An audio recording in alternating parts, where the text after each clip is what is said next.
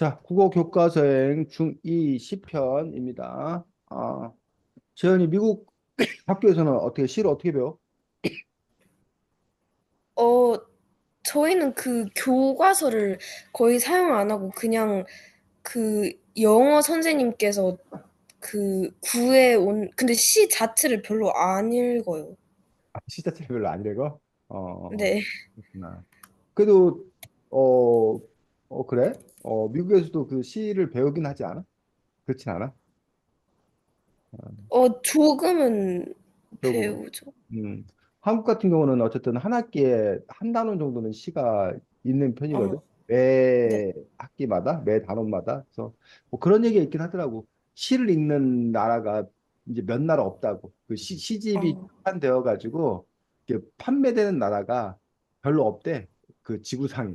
다른 나라들은 이제 시의 시대가 많이 저물었다라고 얘기를 하지만 어쨌든 아주 오랜 옛날부터 처음 이제 문학 형태로서 이제 있는 것들이 시라고 얘기를 하고 있고 어쨌든 뭐 또 시가 갖는 힘이 있기 때문에 자 여기 이 책 같은 경우는 이제 그뭐 선생님 지난주 잠깐 설명했던 것 같은데 교과서가 이렇게 이제 한국도 옛날에는 국정교과서가 하나밖에 없었는데 지금은 이제 거민정이라고 해가지고 여러 출판사에서 그 교과서를 만든 다음에 교육부에 저기를 받아.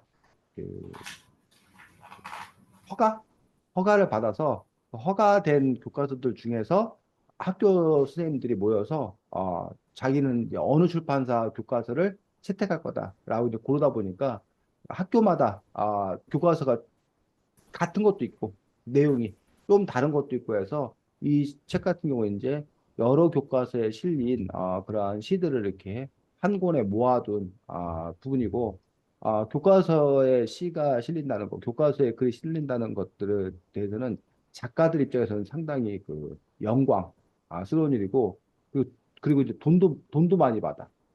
그, 그 책에 많이 실리니까 그 인쇄 뭐 비슷하게 해서 그렇게 받는 그런 부분도 볼 수가 있습니다. 그래서 어쨌든 뭐 교과서에 시가 실린다는 것들은 교과서를 만드는 사람이 나름 여러 가지 이유로 엄선해서 이렇게 시를 수록하는 것이고 그렇기 때문에 어쨌든 또 많은 뭐 교과서에 실린 시가 꼭 뭐 좋은 시다 뭐 그렇지 않다라고 얘기하기 힘들지만 그래도 그 좋은 시일 가능성 많은 사람들이 인정받을 그런 가능성이 높은 그런 시 아닐까 싶습니다. 그래서 이 책의 형태가 이제 일단은 그렇게 시 교과서에 실린 시라는 그 아이디어 기획 아이디어가 있는 거고 그거에 대해서 이 책을 아까 한송이 쌤이 엮었는데 엮었다는 게 혹시 뭔지 알아? 엮은이. 어, 자기가 직접 쓰진 않았고, 그 모아가지고 한 곳에. 그렇지. 그 엮은이 같은 경우는 다른 사람들이 써놓은 것들을 모아놓은 어떤 그런 사람들, 편집의 힘을 발휘한 사람들 보고 이제 엮은이라고 얘기를 하고 있고, 근데 이제 단지 엮은 것만 한 게 아니라 이분이 이제 각각의 시 뒤편에다가 시 이해하기라는 이름으로 시를 이렇게 해설을 써놓은 것들을 볼 수가 있습니다. 그래서 시 해설. 그래서 우리가 다음 주에는 세계사에 관한 책을 같이 볼 거고 다다음 주에 글쓰기 할 때 우리가 글쓰기와 시에 대한 해설 쓰기를 할 거예요. 그래서 재현이가 이제 그 선생님이 두 가지를 보는 거지. 재현이가 픽한 시. 이 책에 나와 있지 않고 재현이가 어쨌든 뭐 최근에 뭐 시여도 좋고 뭐 옛날 시여도 괜찮고 해서 심지어는 재현이가 뭐 자작시가 있으면 자기 시를 이렇게 해도 괜찮고 해서 일단 어떤 시를 고르는가 시를 고르는 역량 뭐 요 부분이 한 부분이고 두 번째는 그 시에 대해서 어떻게 해설을 잘 쓸 수 있는 건가라는 부분들이 이제 두 번째 부분이어서 시에 대해서 이제 그뭐 여러 가지 이야기들이 있어.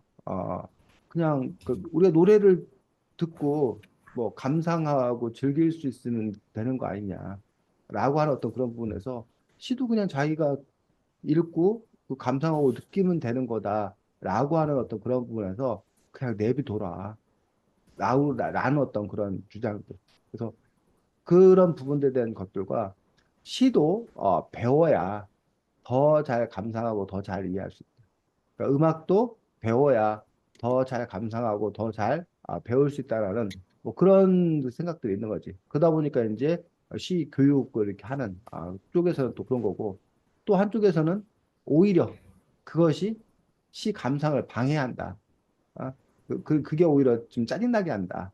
라고 하면서 시 교육이 오히려 시를 멀어지게 한다라는 어떤 그런 부정적인 그런 또 이렇게 비판을 하는 사람들도 있습니다. 그래서 어쨌든 그 시를 그래서 이제 느끼고 즐기고 이해하는 거에 더 초점을 맞춰야 된다는 사람들도 있고, 근데 그동안 어떤 그 교육 같은 경우는 시에 대한 분석적 이해, 를 더 이제 해서 뭐 거의 표현법이 뭐 됐다는 둥 그 시가 갖는 뭐 의미가 뭐라는 둥 막 이것들을 부연해서 설명해 주는 어떤 그런 부분들도 있는데 이 책에서는 시에 대해서 어떤 식으로 해석하고 있는지를 재현이가 일단은 파악하는 것도 중요하고 또 이제 재현이 나름대로 어쨌든 그 시에 대해서 해설해 주는 그런 부분들도 필요하다고 생각이 들고 뭐 해설이라고 하는 부분들은 꼭 시만 있는 것들이 아니라 대표적으로 혹시 스포츠 좋아하는 거 있어, 재현이? 어, 딱히 없는 것 같아요. 없어. 그런데 이제 미국은 뭐 그 농구 중계 많이 하고 네. 그 뭐야 아메리칸 풋볼, 미식축구, 네. 그다음에 농구 아니 농구 얘기했나? 그다음에 야구, 네, 맞아요. 그 아이스하키 네. 그것도. 그게 4대 스포츠라고 하는 것 같던데 아, 맞나? 맞는 것 같아요. 그 축구는 아니고 미국은 이제 어떤 한국은 이제 축구나 야구가 이제 양대 산맥인데 축구 보면은 이제 보통 그 요즘에는 뭐 두 사람이 아니라 뭐 세 사람도 하기도 하는데 옛날에는 2인 1조로 중계 방송을 해. 한 사람은 캐스터, 아나운서, 또 한 사람은 해설위원. 그래서 캐스터는 주로 이제 방송국 직원이 아나운서예요. 그래서 그 사람의 역할은 아, 그 뭐야? 눈에 보이는 걸 말로 설명해 주는 역할. 눈에 보이는 걸 말로 전달하는 그런 역할들이 주로 아나운서 캐스터의 역할이에요. 반면에 그 옆에 있는 해설위원들은 전문가. 전문가여가지고 그 스포츠 일하는 행위에 대해서 분석하고 아, 뭐 예측하고 평가하고 뭐 이런 일들을 하는 것들이 이제 해설위원의 어떤 그런 역할들인데 요 시에 대한 해설도 이제 두 가지 역할을 다 한꺼번에 해야지. 그 시가 어떠한 내용인지 그 시에 대해서 일단 기본적으로 설명이 필요한 거지. 그래서 혹시 여기 있는 시 나온 것들 중에서 해설 없이 읽기 어려웠던 시 있지 않았어? 그 끝에 아, 있었던 것 같은데. 그렇지. 그 뭐야 제목이 뭐였더라? 옛날 시 정철의 훈민가 아, 네. 13쪽. 113쪽 정철의 훈민가도 쌤도 이거 오랜만에 봐가지고 야, 고등학교 때 고전을 그 학교에서 배우거든. 그 옛날 그 문학에 대해서 고전 문학을.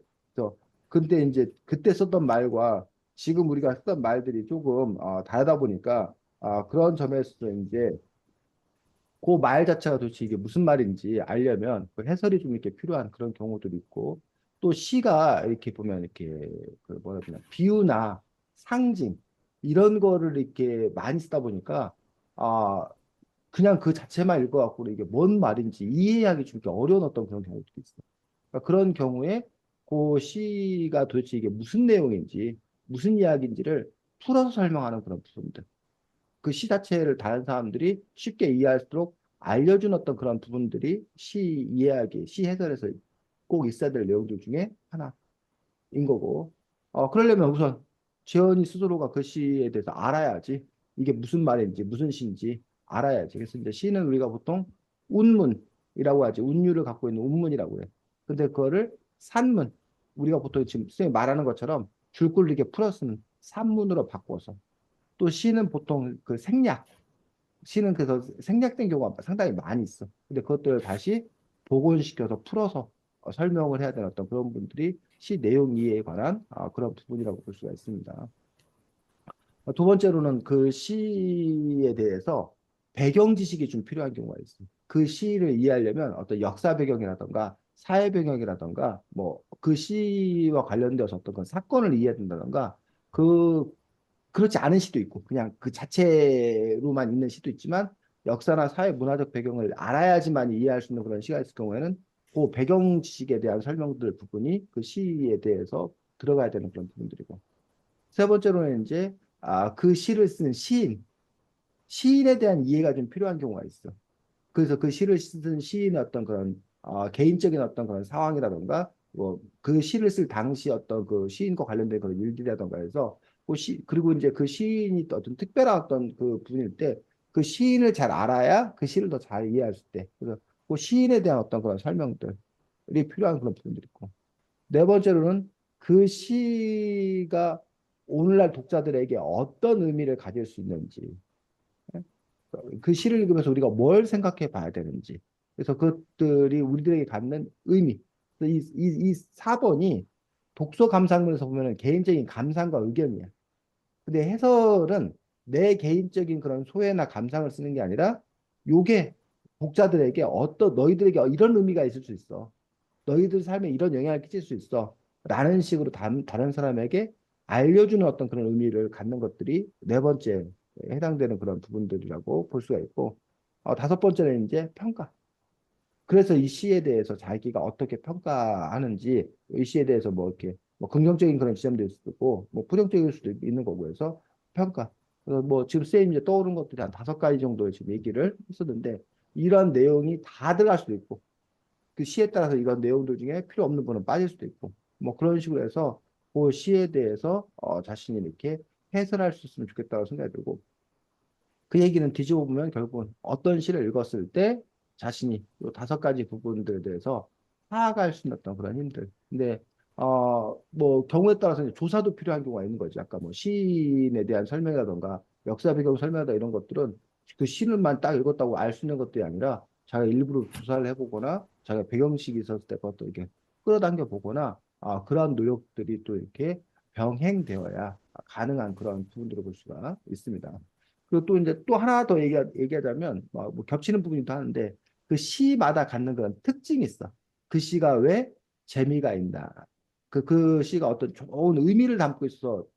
뭐 아니면 그 시에 쓰인 어떤 그런 낱말의 그 아름다움, 재미가 있는 경우도 있고, 또 이 책에 보면은 그 시를 뭐 이렇게 시각적으로 이렇게 표현한 어떤 그런 시의 특징이 있을 수도 있는 거고, 뭐 아주 의미를 잘 살렸던 그런 시인도 있는 거고, 뭐 이런 식으로 해서 그 시가 갖는 어떤 그런 특징들, 뭐 이런 부분들을 또 이렇게 설명해 주는 것들도 가능하지 않을까 싶습니다.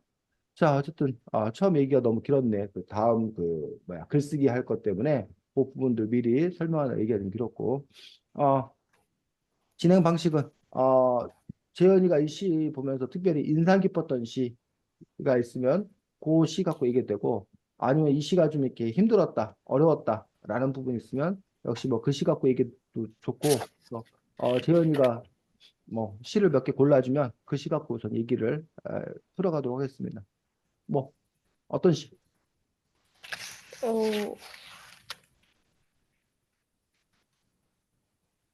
어, 그 고향이라는. 고향이라는 시? 몇 쪽이요? 네, 18쪽이요. 18쪽에 고향이라는 시. 백석 시인의 시. 백석 시인 네, 알아? 들어봤어? 들어봤어요. 백석이라는 시.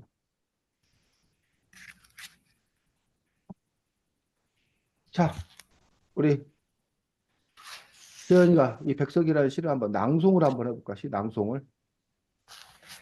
나는 북간에 혼자 알아 누워서 어느 아침 의원을 배회었다. 의원은 열에 같은 상을 하고 관공의 수염을 드리워서 먼 옛적 어느 나라 신선 같은데 새끼 손톱 길게 돋은 손을 내어 묵묵하니 한참 맥을 짚더니 문득 물어 고향이 어디냐 한다. 평안도 정주라는 곳이라 한즉 그러면 아무개씨 고향이란다. 그러면 아무개씨를 아느냐 한즉 의원은 빙긋이 웃음을 띠고 막역지간이라며 수염을 쓴다. 나는 아버지로 섬기는 이라 한즉 의원은 또다시 넌지시 웃고 말없이 팔을 잡아 맥을 보는데 손길은 따스하고 부드러워 고향도 아버지도 아버지의 친구도 다 있었다. 음, 왜? 왜 이 시를 골랐어? 어, 그 인상이 깊었는데 살짝 무슨 말인지 이해가 안 간 것 같아요. 음, 자, 백석 시인 같은 경우, 아,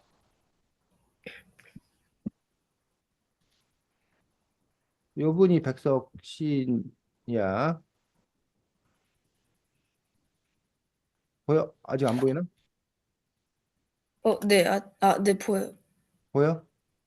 네. 잘생겼네. 아이고, 왜 안 나? 요 분이 백석 씨. 요 분이 백석 시인이고, 백석 시인의 시 중에 제일 유명한 거는 나와 나타샤와 흰 당나귀라는 시 혹시 들어봤어? 네, 들어봤어요. 나와 나타샤 흰 당나귀. 그 시가 아마 백석 시인의 시 중에서 사람들이 제일 많이 알고 있는 그런 시가 아닐까 싶습니다. 그리고 백석 쌤이 또 이게 동화도 쓰셔서 쓰신 동화책도 있어. 동화책도 있는데 여기 이제 백석 시인의 시인 것들을 볼 수가 있습니다. 그래서 요 시 같은 경우는 이제 해설해 줄 때, 요 백석 시인 같은 경우는 시인으로서도 상당히 의미가 있기 때문에, 백석 시인에 대해서 자기가 조사를 해서, 이 시를 설명할 때 알려주는 것도 이제 하나의 방법이 되겠지. 그래서 일단은, 요 고향, 재현이는 고향 하면 어디 고향이야, 재현아? 어, 너의 어, 고향은? 미국에서 태어났지만 한국이 고향처럼 느껴져요. 음, 근데 우리가 고향의 의미가 여러 가지 의미가 있는 거예요. 그 고향의 의미는 첫 번째가 지금 재현이가 말했던 태어난 곳이.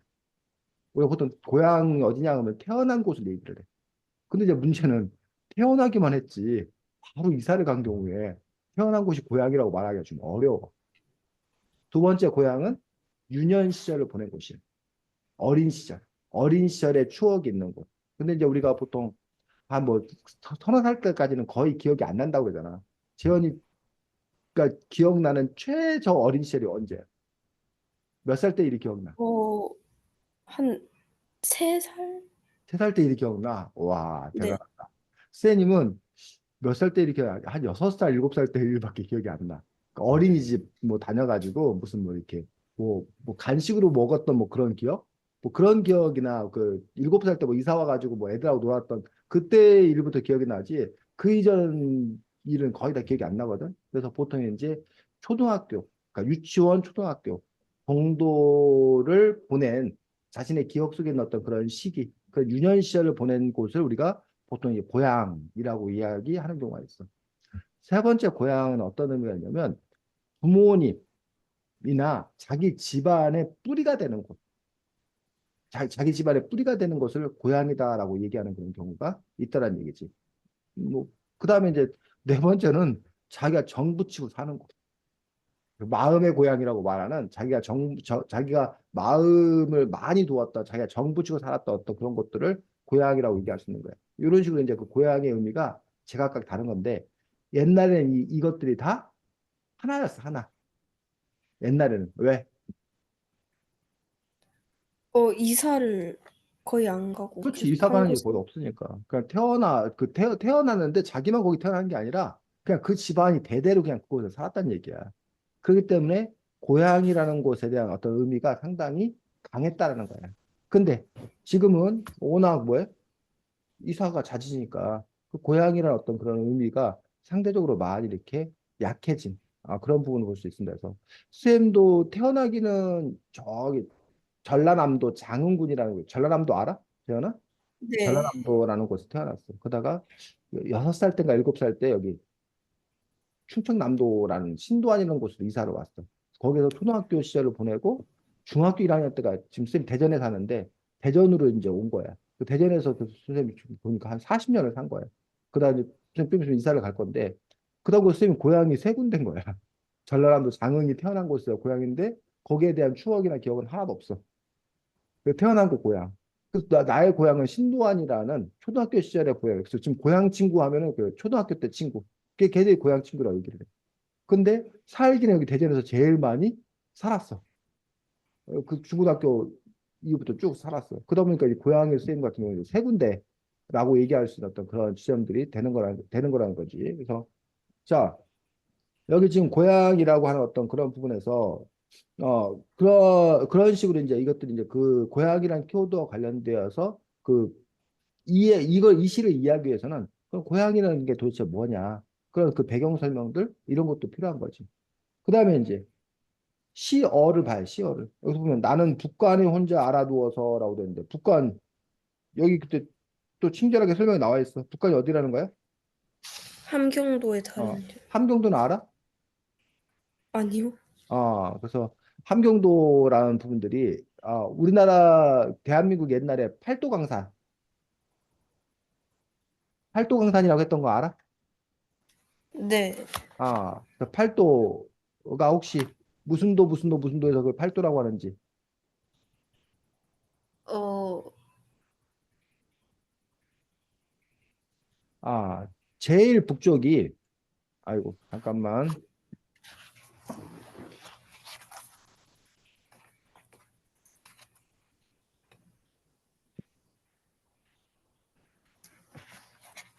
자, 우리나라 조선 팔도라고 보통 얘기해. 조선시대 때 도를 팔도로 나눈 거야. 보여? 네. 아, 그래서 여기 보면 함경도가 제일 위야. 함경도. 제일 끝에 함경도. 여기 백두산 있고 뭐 이런 데 함경도에. 그다음에 네. 여기가 평안도. 평안도. 여기 지금 평양 있는데. 여기가 황해도. 그다음에 강원도. 지금 강원도는 이제 북한도 강원도가 있고 남한 우리나라 강원도가 있지. 그다음에 경기도. 지금 그대로 서울 경기도 있고. 너가 경기도에 살았던 거지? 네. 그다음에 충청도, 전라도, 경상도. 그래서 하나, 둘, 셋, 넷, 다섯, 여섯, 일곱, 여덟, 팔도. 지금 제주도인데 이 제주도는 전라도에 이렇게 속해 있었어. 조선시대 때는. 그래서 이게 팔도강산이라고 얘기하는 건데 지금은 북한이 이 도 이름이 많이 바뀌었어. 지금 이 조선시대 때를 기준해서 여기 함경도 요 부분을 지금 얘기하고 있는 것들을 볼 수가 있습니다. 그래서 그때 그 당시 이제 북관이라고 얘기하고 있고 그다음에 뭐 어느 아침 의원을 베이었다 해서 아침은 말 그대로 뭐 아침이겠지. 아침은 옛날에 아침이라고 그랬고 열애 같은 상을 하고 있고 열애가 뭐? 부처. 그래서 뭐 이제 부처님을 뭐 나무 그 남이 아비 타 불 그래서 부처님을 이렇게 부처 불이라고 하는 경우도 있고 뭐 그 무슨 열애상이라고 하는 경우도 있는데 열애도 이제 부처님을 이루는 어떤 그런 말들 중에 하나야. 관공의 수염을 들여서 관공 중국 총나라 장수 관우를 높여본. 관우는 알지 관운장 관우 삼국지 네. 알아? 삼국지에서 인물 세 인물 주인공 세 인물 누구누구 어, 유비 모르겠어. 유비 네. 장비 관우 너 삼국지 안 봤고 아, 그 옛날에 봤는데 기억이 안 옛날에 나요. 봤어. 그래서 삼국지가 있어서 유비하고 관우하고 장비가 이른바 도원결의 세 명이서 삼 형제. 우리가 태어난 날은 다르지만 죽는 날은 함께 하겠다라고 해서 그 유비, 관우, 장비가 삼형제가 결의를 맺어가지고 했던 그 부분에서 제일 이제 그 사람들한테 인기 있는 사람들 중에 하나가 관우. 그 관운장의 그 수염이 있고 관운장 같은 경우는 도교에서 신으로 모셔.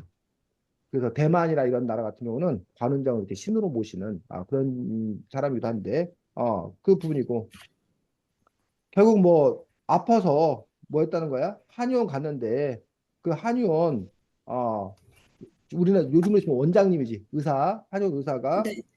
아주 부처님처럼 너그러운 인상에 관운장처럼 그 뭐야 흰 수염을 이렇게 들이밀고 있어서 신성 같았다라는 거야. 어, 그러더니 한의원 가봤어, 재현아? 아니요. 한의원 안 가봤구나. 한의원에 가면 진맥, 그러니까 우리 뭐야 소아과나 이런 데 가면은 청진기를 이렇게 저기 하잖아. 근데 한의원에서는 네. 이렇게 진맥 이렇게 여기 맥 뛰는 걸 이렇게 짚어봐. 그 사람의 맥을 네. 뛰는 걸 이렇게 보면은 그 사람의 건강 상태를 이렇게 알 수 있는 거야. 그래서 지금 이게 이제 새끼 손톱 길게 돋은 손을 내어 묵묵한 한참 맥을 짚더니라는 게 요 진찰하는 거야. 그러니까 소아과로 치면은 청진기 되고 그 심장 뛰는 소리 듣는 거랑 마찬가지 그런 부분들이지. 그런데 이제 그렇게 하면서 이제 뭐 하는 거야? 문답을 하는 거야. 고향을 물어보는 건데 고향이 어디라는 거야?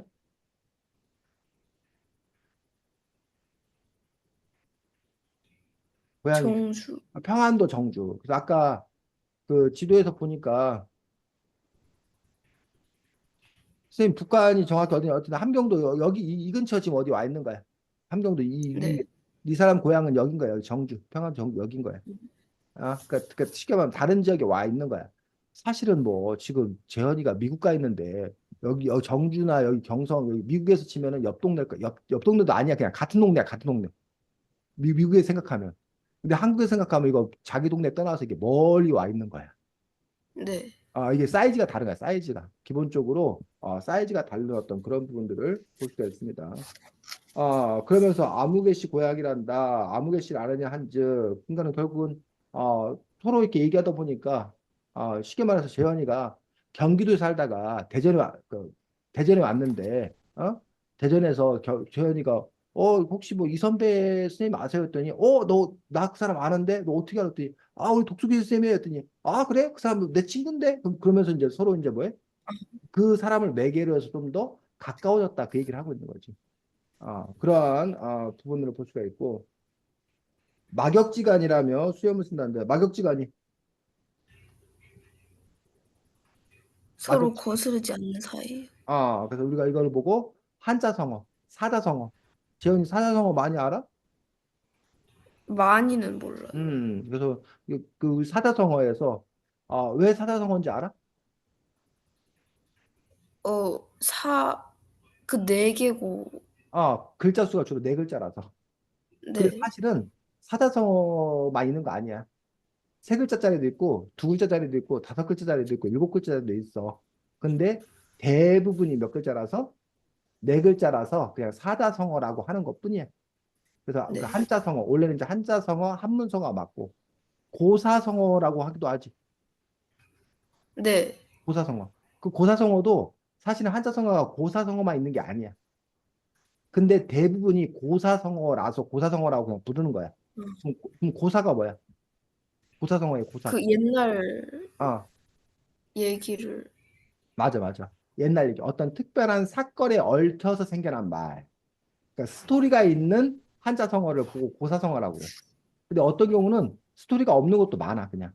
그냥 어떤 사람이 말하던 도중에 그 한 부분, 그 한자성어를 쓰는 경우도 많은데, 그 어떤 스토리가 있는 게 아니지. 그래서 어쨌든 한자성어에 속담도 있고, 그냥 말도 있고, 격언도 있고, 고사도 있는데, 고사가 제일 많다 보니까 우리가 보통 고사성어라고 얘기하는데, 막역지간 또는 이제 막역지우라는 말이야, 막역지우. 그러니까 그 친구 사이인데, 하나도 거리낌 없이 별소리 다 할 수 있는 친구. 그런 사람들 우리가 이제 막역지우라고 얘기하는 부분을 볼 수가 있습니다. 그러면서 이제 나는 아버지 섬기라 한즉 의원을 또다시 넌지시 고 해서 그래서 그 사람 덕분에 두 사람이 이어진 거야. 그 전에는 뭐였는데 그냥 환자와 의사의 관계였는데 한 사람 덕분에 두 사람이 서로 이어지는 그런 부분을 볼 수가 있고 마지막에 손길은 따스하고 부드러워 고향도 아버지도 아버지의 친구도 다 있었다라는 것들. 마지막 그 이게 무슨 말이야? 고향도 아버지도 아버지의 친구도 다 있었다. 어, 그 고향도 느낄 수 있고 응, 그 속에서 아버지가 아시는 분도 응, 느낄 수 있었다. 응, 그렇지. 그래서 어, 그 타향살이 타향살이라고 해서 다른 곳에 가서 살 때, 그러니까 타향살이 할 때 가장 이제 큰 어려움이 외로움. 근데 그 외로움을 가장 많이 느끼는 순간이 아플 때라는 거야. 그래서 또 혼자 살 때 사람들이 혼자 살아서 자유롭고 그래서 좋단 말이야. 이게 저거 신경 안 쓰고. 근데 혼자 사는 게 제일 힘들 때가 언제? 아플 때. 아플 때. 아플 때. 근데 누구랑 같이 살면 아프면 좀 이렇게 옆에 챙겨주잖아. 근데 이렇게 혼자 살 때 그게 너무 이렇게 서럽다라는 거야. 근데 여기가 이 사람 같은 경우는 지금 이제 물론 혼자 사는지 아닌지 모르겠지만 타향살이 가서 외롭고 뭐 쓸쓸하고 이러는데 그런데 그나마 고향 사람을 만나서 그러니까 고향에 대한 어떤 그런 생각을 하면서 마음의 어떤 그런 위로를 받는 것 아닌가 라고 볼 수가 있다는 거지. 그리고 이제 또 하나 이제 그 이 시를 쓸 당시에 우리가 또 이제 그 기억을 해야 될 것들이 왜 고향을 떠났냐라는 그 고향을 떠나왔던 그런 부분에서 물론 이게 백석 시인이 지금 그런 경우인지는 선생님 잘 모르겠는데 당시가 이제 그 일제 침략기였다 보니까 이 자기 고향에서 못 사는 거야. 그 일제 그 경찰들이라던가 이런 사람들 탄압이라던가 이런 부분들 때문에 아니면 먹고 살기가 너무 힘든 거야. 자기 고향에서. 그러다 보니까 어쩔 수 없이 자기가 고향을 등지고 떠나야 되는 어떤 그런 사람들. 그런 사람들 입장에서 더 고향이 많이 그리운 그리고 고향으로 돌아갈 수 없는 어떤 그런 처지들. 이럴 때 그 고향이 그리운데 그 고향 사람을 만나게 되었을 때 반가움, 기쁨 이런 게 있다는 거지. 어때? 재현이는 미국에서 한국 사람 만나면 반가워 아니면 별로야? 느낌이? 근데 여기는 한국 아, 사람이 되게 많긴 한데 그래도 반갑긴 하죠. 그래서 그런 부분들에 대해서 그 한국 사람에 대해 이것도 일반화될 수 없는 건데 외국에 나간 이유가 한국이 싫어서 나간 사람들이 있어. 사실 진짜. 그래갖고 그 사람은 일부러 한국 사람을 뭐해? 피해. 그래서 한인교회 같은 데 안 나가. 한국 그리고 이제 뭐 또 이렇게 뭐야? 그 언어 배우려고 간 사람들 있거든. 근데 그런 사람들이 자칫 외국 가서도 계속 한국 사람만 만나다 오면 영어가 하나도 안 된다는 거야. 야, 한국말만 다 온다는 거야. 그래서 일부러 이제 한국 사람 없는 데로 가려고 하는 그런 정서의 그런 마음이 있는 사람도 있고 그렇지 않고 다른 이유로 간 사람은 갔는데 한국인이라고 그러면 괜히 반가운 어떤 그런 그 마음들 그런 마음들 그런 정서를 이렇게 느낄 수가 있는데 바로 그런 것들을 이렇게 더 이렇게 설명을 해 줄 수 있는 부분들이겠지. 그래서 지금 이제 이 19쪽의 그 시 이야기에서는 주로 내용이 이 시가 어떤 내용이다라는 거를 쭉 설명한 거야. 네. 근데 지금 선생님이 이것과 관련되어서 더 뭐 배경식이 될 만한 부분들 아니면 이제 뭐 다른 사람들의 정서는 뭔지 이런 걸 더 이렇게 설명했잖아. 근데 지금 선생님은 말로 했는데 이걸 말로 하지 않고 이제 뭘로 쓰면 되는 거야? 글로 쓰는 거지. 그때 뭐 일제 침략기 때는 고향을 떠나서 더 이렇게 힘든 그런 사람도 있었다. 그 당시 사람들은 옛날 사람들은 지금과 달리 고향에 대한 정이 더 깊었다. 뭐 이런 이야기를 더 이렇게 설명을 해주면 이 시에 대한 이해가 더 이렇게 풍부해진 어떤 그런 부분이 있을 거란 얘기예요. 그래서 이제 두 가지야. 하나는 재현이가 미리 알아서 재현이 혼자 힘으로 충분히 설명해 주는 도 좋고 또 하나는 뭐 아직 재현이가 이제 뭐 경험이나 이런 부분들에 대해서 그렇게 많은 경험도 있는 건 아니니까 그냥 뭐 몇 살, 5살, 6살 정도의 경험치를 갖고 사는 거니까. 근데 이제 그 부분을 확장시키기 위해서 재현이가 그러면 이런 고향이라는 시에 대해서 더 찾아보는 거죠. 백석이라는 시에 대해서 찾아보는 거지. 그러다 보면 이제 다른 사람들이 이 시를 설명해 놓은 것도 있을 수 있고 아니면 꼭 이 시를 설명해 놓지 않다 하더라도 백석이라는 시에 대해서 고향에 대한 어떤 그런 생각에 대해서 자료 조사를 좀 하다 보면 이 시를 좀 더 이렇게 풍부하게 폭넓게 이해할 수 있고 그러면 이제 그렇게 해서 재현이가 알게 된 내용들을 재현이 언어로 바꾸어서 설명해 주면 된다는 거지. 다음에 글을 이렇게 쓸 때. 그래서 이제 아 결국은 그 두 가지 역시 이것도 두 가지지. 그냥 시 읽고 이 시가 주는 느낌만큼만 받아들이는 방법 하나. 또 하나는 이 시에 대해서 자기가 적극적으로 더 뭘 조사하고 알아보는 가운데에서 이 시를 더 폭넓게 깊이 있게 더 이해할 수 있는 어떤 그런 방법들. 그래서 적극적 이해지 두 번째 같은 경우는. 그래서 뭐 상황에 따라서 자기가 시를 그냥 액면가 그대로만 이렇게 이해할 수 있는 거고. 뭐 어떤 시는 네가 끌려가지고 뭔가 끌림이 있어가지고 내가 이 시는 좀 더 적극적으로 알아봐야겠다라고 생각할 수 있지 않을까 싶습니다. 자, 근데 네가 지금 말한 게 이 백석의 고향 맞아? 그 뒤에도 고향이 또 있네. 박용철의 고향 또 있네. 네. 너가 말한 건 백석의 고향 맞아? 네, 맞아요. 그래, 그래. 근데 깜짝 놀랐어, 그 순간. 뒤에 또 박용철의 고향이 써갖고, 네가 박용철의 고향이 궁금한 거였는데, 백석의 고향을 얘기한 거 아닌가 싶어서, 아까 얘기했듯이 백석은 나와 나타샤와 흰눈, 그 시가 상당히 이제 유명한 그런 시기 때문에 그 시도 한번 나중에 또 찾아볼 수 있으면 좋겠습니다. 자, 그 다음에 어떤 시? 그 바람이 좋은 저녁 57쪽에 57쪽. 이 시는 왜? 그 비유를 하는 게 되게 인상이 깊은데 살짝 무슨 소린지 이것도 이해가 안 갔어요. 바람이 좋은 저녁. 곽재구 시인. 곽재구 시인도 상당히 이렇게 유명한 시인입니다.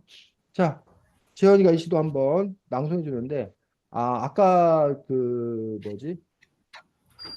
고향이라는 시를 그 재현이가 낭송하면서 시인이가 이렇게 시인이라네. 재현이가 이렇게 뭐야? 아, 감성이 풍부한 사람은 아니구나라고 생각했어. 어? 시를 좀 이렇게 분위기를 살려서 좀 이렇게 읽어줘야 되는데, 시를 그냥 이렇게 뭐야? 우리가 좀 말하는 책 읽듯이 읽는다라고 하는데, 별로 감정이입을 안 하는 것 같아. 자, 바람이 좋은 저녁은, 재현이가 나도 감정 있는 사람이거든요. 라고, 느낌을 살려서 한번 낭송해줬으면 좋겠습니다. 자, 읽겠습니다. 내가 책을 읽는 동안 새들은 하늘을 날아다니고 바람은 내 어깨 위에 자그마한 그물 침대 하나를 매답니다. 마침 내 곁을 지나가는 시간들이라면 누구든지 그 침대에서 푹 쉬어갈 수 있지요. 그 중에 어린 시간 하나는 나와 함께 책을 읽다가 성급한 마음에 나보다도 먼저 책장을 넘기기도 하지요. 그럴 때 나는 잠시 허공을 바라보다 바람이 좋은 저녁이군 라고 말합니다. 어떤 어린 시간 하나가 내 어깨 위에서 깔깔대고 웃다가 눈물 한 방울 툭 떨구는 줄도 모르고. 자, 재현이는 그냥 이 시를 읽은 그 뭐라고 해야 되나 그냥 그대로의 느낌 뭘 이해하는 걸 떠나서 그대로 느낌을 얘기한다면 어땠어? 어, 그 전에 읽었던 거에 비해서 되게 좀 추상적이거나 비유를 되게 많이 한 것 같고, 음, 그 그물 침대 하나를 바람에 그 비유를 한 다음에 또 여러 가지 경험 같은 걸 이렇게 딱딱 그런 식으로 쓴 것 같아서 좀 그게 인상 깊었어요. 그래 그래. 자, 이 시를 보면서 사실은 좀 이렇게 선생님도 이해 안 되거든. 그러니까 어떤 부분이 이해한다면 아니 바람은 내 어깨 위에 자그마한 그물 침대 하나를 매답니다. 뭔 말이야 이게 도대체? 네, 맞아요. 라고 한다던가 아니면 뭐 그중에 어린 시간 하나는 성급한 마음에 나보다도 먼저 책장을 넘기기도 하지요 라고 하는 어떤 그런 부분들 도대체 이게 뭔 말인 건가라는 부분들인데 사실은 이 시 전체적으로 보면 전체적인 내용은 어렵지 않아.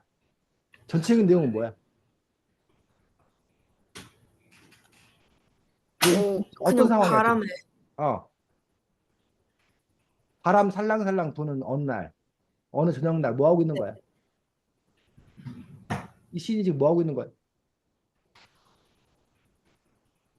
자고 있어요. 자고 있어? 야, 1년 일행에 나오잖아. 지금 뭐 하고 있는 거야? 책을 읽어요. 책 읽고 있는 거잖아. 야, 그 바람은 살랑살랑 부는, 응? 그 저녁 무렵에 바람이 살랑살랑 불어 시원한, 지금 재현이가 그 더운 그 저기에 바람이 시원하게 부는 곳에 앉아갖고 한가로이 이렇게 뭐 하고 있는 거야? 책 보고 있는 거야, 그냥. 어? 그, 그, 그 시간이 그 순간 뭘 느끼는 거야? 행복을 느끼는 거야. 참 좋다. 그 행복을 느끼는 거야. 그러니까 그 순간을 붙잡아서 뭘로 쓴 거야? 시로 쓴 거야, 그냥. 그래서 그 상황 자체는 그닥 뭐 이렇게 어려운 어떤 그런 시는 아니라는 거지. 그럼 이 시와 관련되어서, 스님 지금 시 해설에 대해서 얘기한다면 행복에 대해서 얘기할 수 있는 거야. 꼭 그 이 시의 그 상황이 아니라 그러면 재현이는 어느 순간 행복을 느끼는 건가? 스님은 삼겹살 막 먹고 나서, 그 마지막에 콜라 한 잔 딱 먹고 나서 꺽 하고 트림할 때, 야, 정말 좋다. 그럼 그런 게 이제 뭐라는 거야? 행복이라는 거야. 아니면 뭐 산에 갔다 와고 땀 많이 흘렸는데 찬물에 샤워를 딱 마치고 나서 선풍기 바람 쐬갖고 이제 그걸 말릴 때, 어? 그때 기분이 너무 상쾌한 거야. 뭐 이런 식으로 우리가 그 살다 보면 그때그때 느끼는 그런 그 행복감을 느끼는 어떤 그런 순간이 있는 거잖아. 재현이는 문득 떠오르는 행복이 언제야? 어 그냥 뭔가 일이 잘 풀릴 때 행복한 것 같아요. 뭔가 일이 잘 풀릴 때, 그 행복한 순간이 많아야 될 텐데, 늘 일이 잘 풀려야 될 텐데, 뭐 그런 식으로. 그래서 뭐 일이 잘 풀릴 때도 있는 거고, 또 어떤 사람은 그냥 뭐, 선생님이 최근에 행복감을 느꼈던 데는 뭐지? 망고스틱? 망고스틴? 아, 네. 이라는 그 과일로 그 차를 만들어준 게 있더라고. 아, 그 차를 쌤이 어떻게 갖게 됐어. 그래가지고 그거를 얼음물에다가 이렇게 해가지고 그 빛깔이 이렇게 붉은 빛깔이 나. 그래서 그거를 이렇게 얼음 시원한 그 얼음물에 더울 때 이렇게 먹을 때 그게 그리고 또 이렇게 뭐 설탕을 안 넣는데도 달달해. 어? 그래서 그거 이렇게 한 잔 마실 때, 좋다라는 걸 느끼거든. 뭐 그런 그 행복감. 근데 선생님이 시인이 아니라서 선생님이 시인이라면 그런 걸 이제 시로 표현하겠지. 여기는 바람이 좋은 저녁이라고 하는 어떤 그런 부분으로 시를 표현하고 있는 것을 볼 수가 있습니다. 자, 새들은 하늘 날아다니고 말 그대로 이건 그냥 그대로 또 새들은 그냥 하늘 날아다니는 그런 객관적 사실을 얘기하는 거야. 바람은 내 어깨 위에 자그만 그물 침대 하나를 매답니다. 자, 이걸 굳이 해석하자면 왜 이렇게 했을까? 어 그냥 내 어깨를 지나친다. 그렇지. 그물 침대가 뭐야? 그물 침대. 이렇게 나무에 나무와 나무 사이에 선생님 갑자기 그 이름이 생각이 안 나네. 그걸 뭐라고 부르는데 무슨 아, 그 이름이 생각이 갑자기 안 나네. 어떻게 그 이름이 있어. 그거를 이렇게 설치한 거야. 그 그물 침대의 특징이 뭐야? 특징. 바람이 불면 이렇게. 그렇지. 흔들리는 해먹, 해먹, 해먹. 네. 해먹이라는 말이 생각이 안 나고 해먹. 그 흔들리는 거야.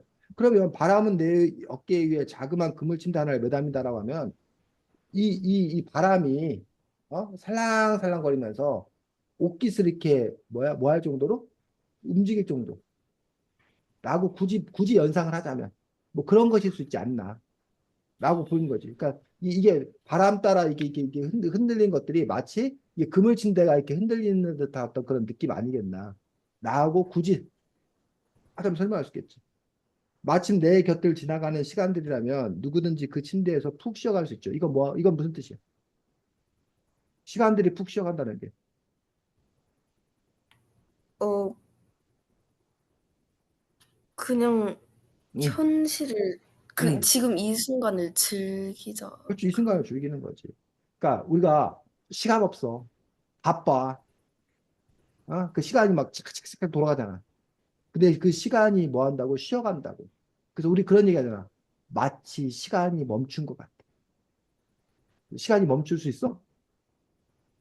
이 시간이 멈추지 않잖아, 사실은. 그 물리적인 시간은. 근데 여기서는 지금 무슨 시간이 멈춘 거야? 심리적 시간.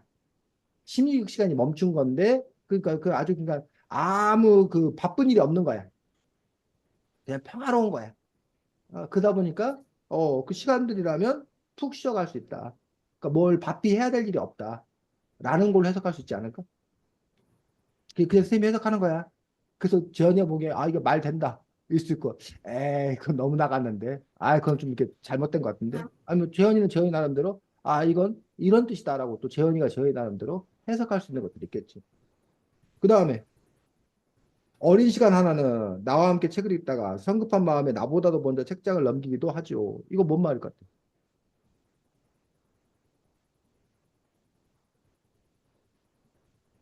어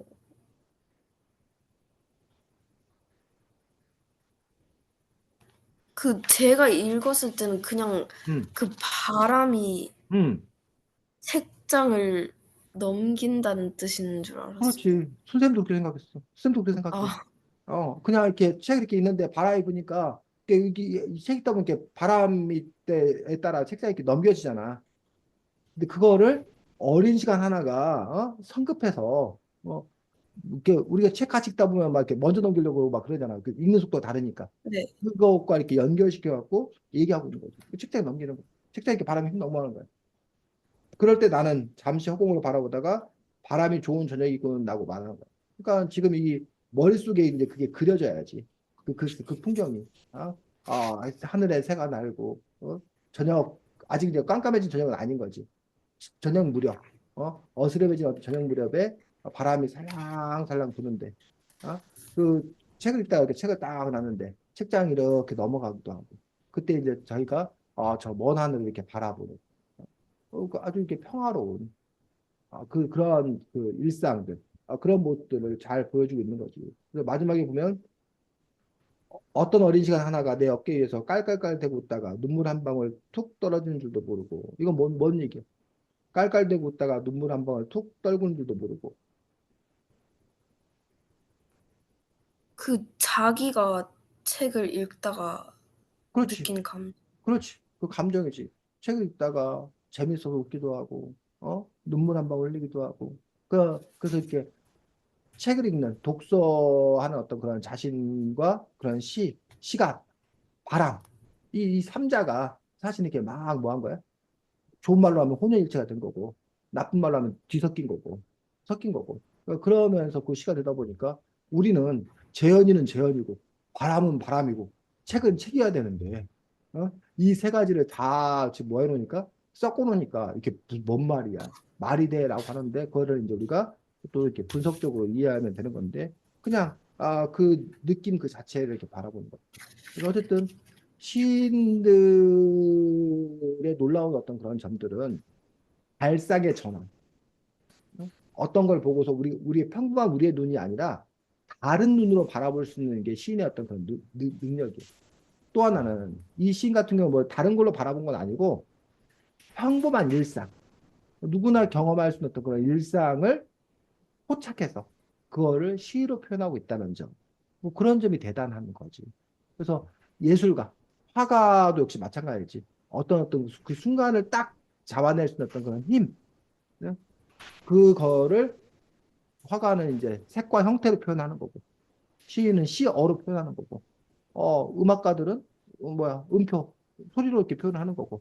그 표현 방식만 달라질 뿐, 결국 그 포착, 그 순간을 그 잡아내는 그 힘, 그게 사실은 작가가 가져야 돼. 예술가가 가져야 되는 가장 중요한 능력인 거지.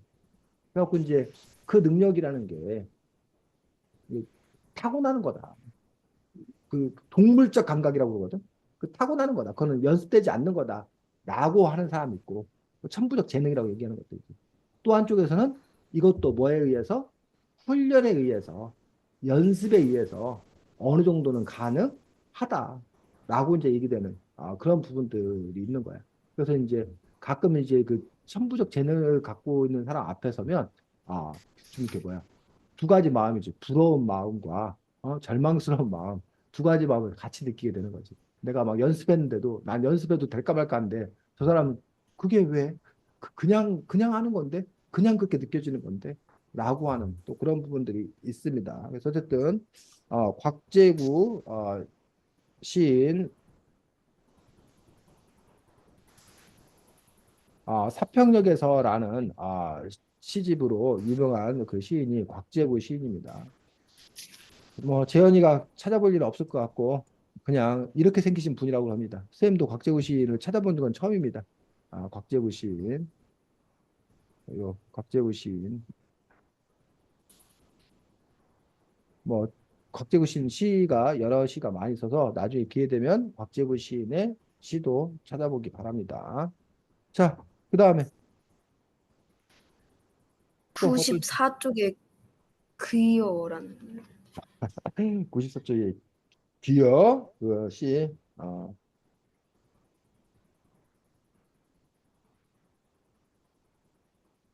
자, 낭송하겠습니다. 서울 정인천 사투리 시인, 정인천 시인네.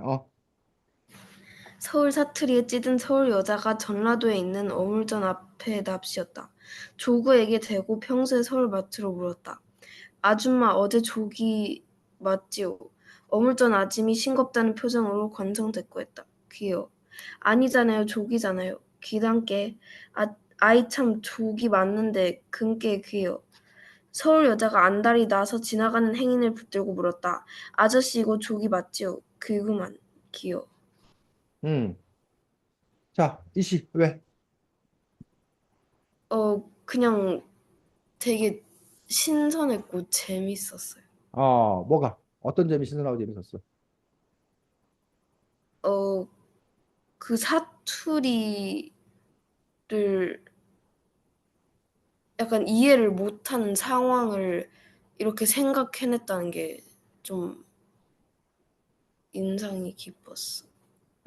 그렇지. 아, 우리나라, 뭐, 미국도 저기야, 영어도 저기가 있다면서. 영어도 저기가 있는 네, 거 아니야? 각 지역마다 좀 다른 거 아니야? 네, 맞아요. 음, 그래서 뭐 사투리라는 게 꼭 뭐 우리말만 있는 것도 아니라 우리가 이제 사투리라고 하기도 하고 다른 말로는 방언이라고 하는 거 알아? 방언? 네, 왜 방언인지 알아?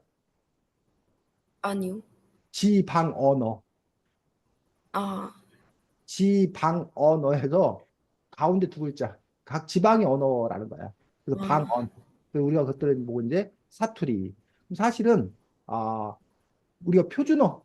한국의 표준어 규정이 혹시 뭔지 알아? 뭘 보고 표준어라는지 알아? 그 사전에 응. 나왔는데요. 사전에 나와 있는 거. 그래서 우리나라는 표준어 규정이 뭐냐면 서울의 중산층, 그러니까 보통 사람들이 쓰는 말을 표준어로 정했어. 근데 사실은 이게 표준어라는 것 자체도 서울 사투리인 거지, 사실은. 서울 지방의 언어를 그냥 우리가 표준어라고 이제 정한 것뿐이야. 그래서 각 지방마다 사투리가 있는데, 자, 지금은 과거와 지금은 사투리가 더 심해졌다 아니면 사투리가 더 많이 좀 약해졌다. 약해졌어요. 약해졌어. 왜? 왜 과거에 비해서 지금 현재는 사투리가 약해져? 점점 그 서울의 음, 그런 영향이나 외래어 이런 것 때문에 왜 서울의 영향을 과거보다 많이 받게 되는데? 어, 그런 문화나 아니면 그 경제 중심 음, 이런 거. 그렇지. 자, 그래서 우리가 사투리에 대해서 많이 약해진 이유는 첫 번째가 교과서 덕분입니다. 교과서 때문. 왜? 교과서가 다 아, 서울. 그렇지. 교과서가 표준어. 표준어로 교과서가 제작돼서 전국에 보급되어서 학교에서 일괄적으로 저기를 가르친다는 얘기야. 표준어로 가르친다는 얘기예요. 그러다 보니까 아이들이 자기 지방의 언어가 아닌 표준어를 갖고 학교 교육 공부를 하다 보니까 그러다 보니까 이제 표준어가 더 이렇게 익숙한 거지. 그러니까 그 어르신들은 그런 일제 교육이 없었던 거야. 전면적인 그런 교육이 없다 보니까 그냥 각 지방의 언어로 이렇게 얘기하고 배우고 했다는 얘기지. 두 번째로는 방송, 매스미디어의 발달, 방송. 왜? 그 보통 방송이나 그런 미디어에서는 다 서울 그렇지. 말로 하는. 서울말 표준어를 사용하잖아. 아나운서들이 정확한 발음으로 표준어를 구사해서 전국 어디에서나 방송 뉴스 틀으면 다 표준어가 나오기 때문에 사람들이 서울말, 표준어를 접할 기회가 많다라는 거예요. 근데 방송 있기 전에는 표준어를 접할 일이 없는 거예요. 세 번째로는 교통과 통신의 발달. 왜? 왜 교통과 통신의 발달이 사투리를 저기 뭐 약화시켜?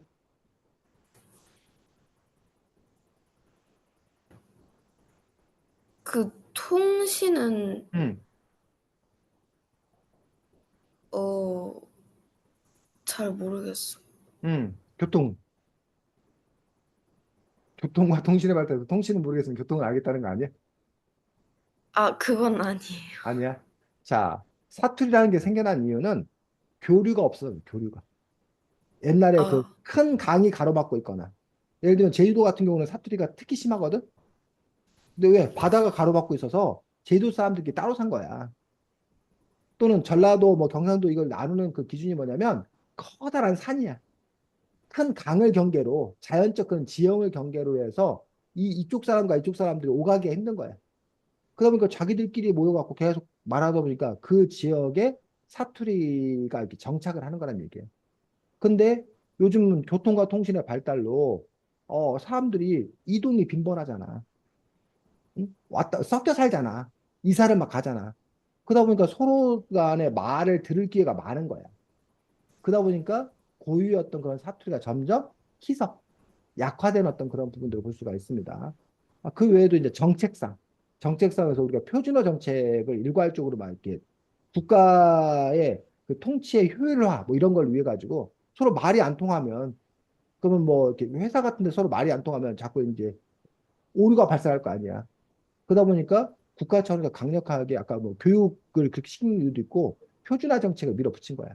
방송에서 사투리 쓰는 못 쓰게 하고. 그러다 보니까 사투리가 많이 약화된 거지. 그리고 사투리에 대해서 이제 약간 사람들이 열등감. 서울말 쓰는 사람은 멋있고, 어? 지방 사투리 쓰는 사람은 촌스럽고, 뭐 이런 의식들이 상당히 강했어. 그래서 사투리를 뭐 하려고? 고치려고 하는 어떤 그런 부분들이 상당히 강했다는 거예요. 그런데 그 부분에 대해서 최근 몇 년 사이에 반전, 변화가 생겼어. 왜 혹시 사투리가 계속 꺾여 내려가다가 이렇게 오히려 사투리가 올라가는 반전이 생긴지 혹시 알아? 어, 그 음, 아닌 것 같은데 음. 갑자기 그 사투리에 뭔가 매력을 느꼈다?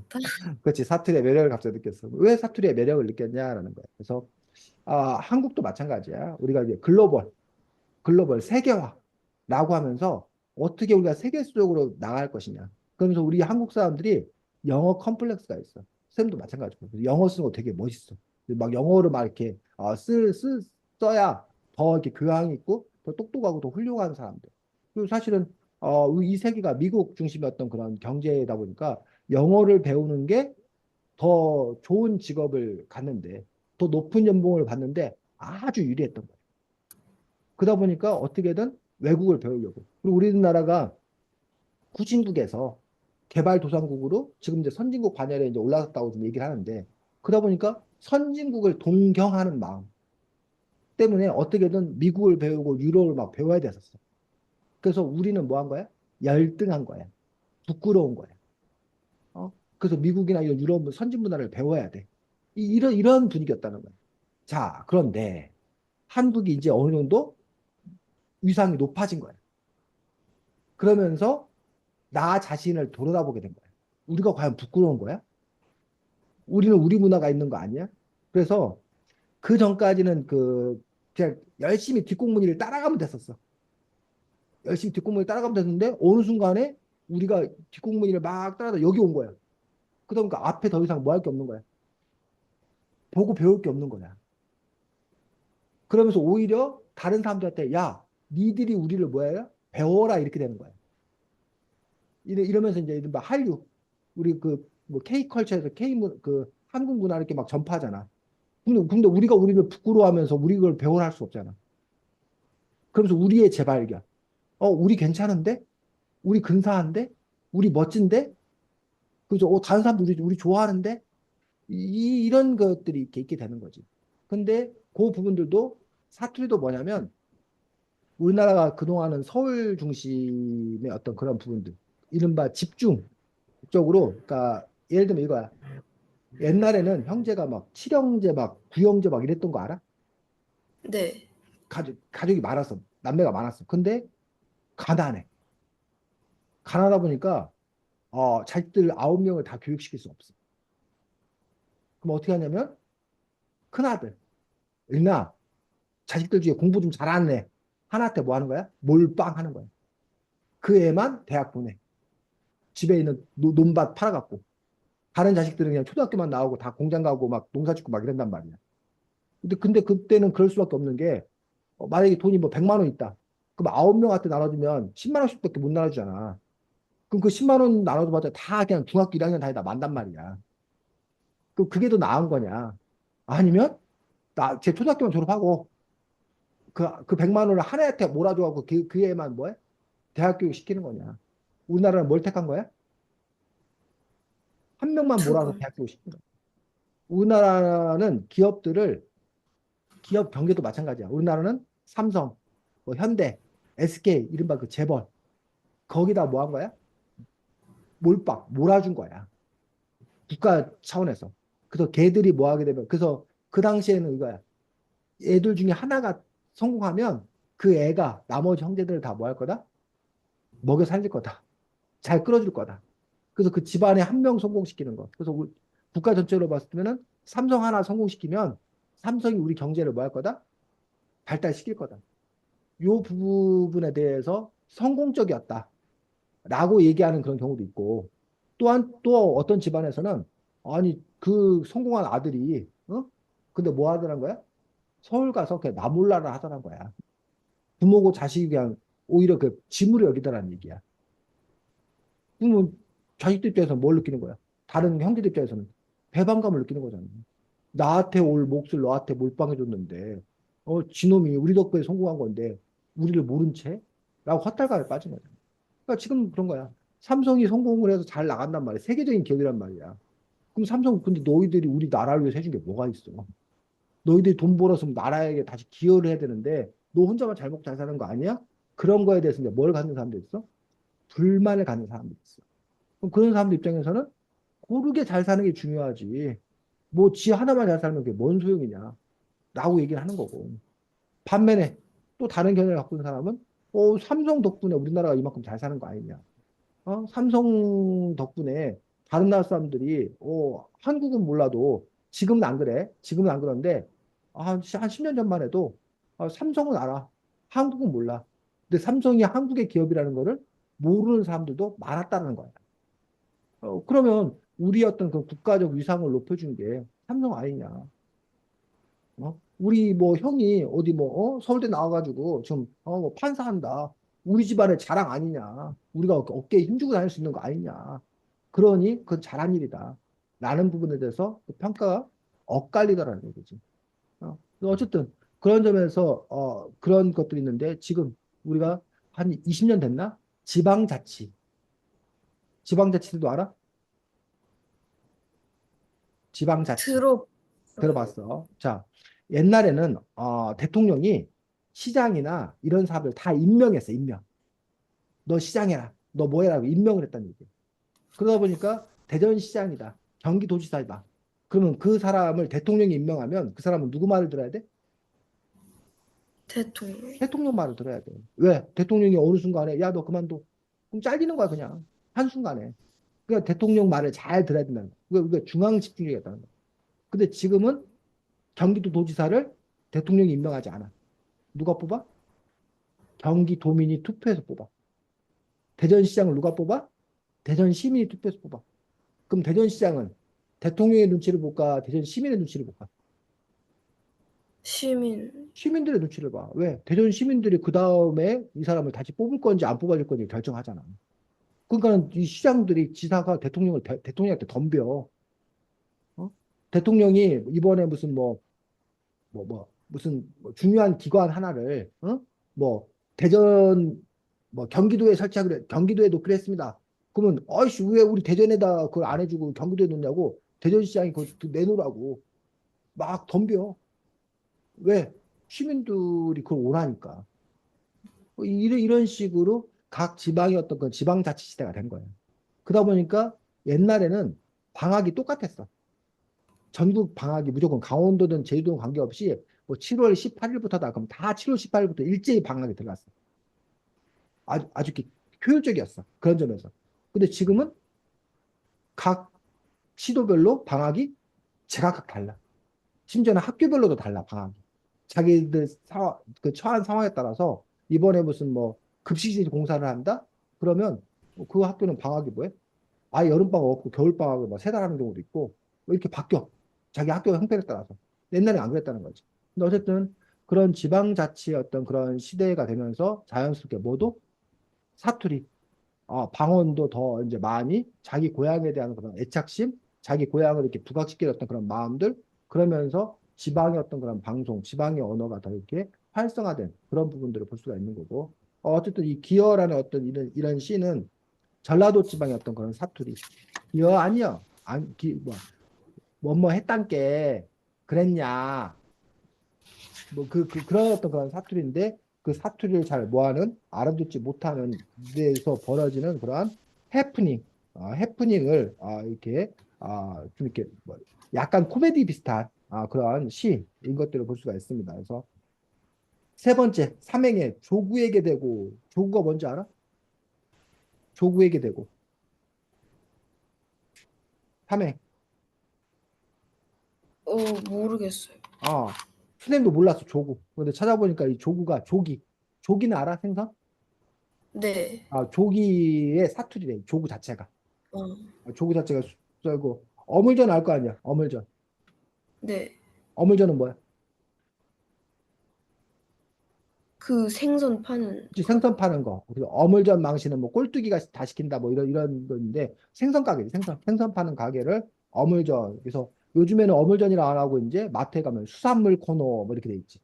수산물 코너 돼 있는데 어물전이라고 얘기하고 있는 것들을 볼 수 있습니다. 그래서 기당 깨는데 자꾸 기어를 이 고기를 기어라고 하니까는 그 고기 이름이라고 이제 뭐 해서 착각해서 벌어진 어떤 그런 해프닝 이런 걸 다루고 있는 거고 뭐 이런 이야기는 뭐 상당히 요즘에 사투리를 갖고서 이제 얘기되는 그런 부분들은 또 이렇게 많이 있는 그런 부분들을 볼 수가 있습니다. 그래서 선생님이 아까 그 뭐야 전라도에서 태어나서 충청도로 이사를 갔다 했잖아.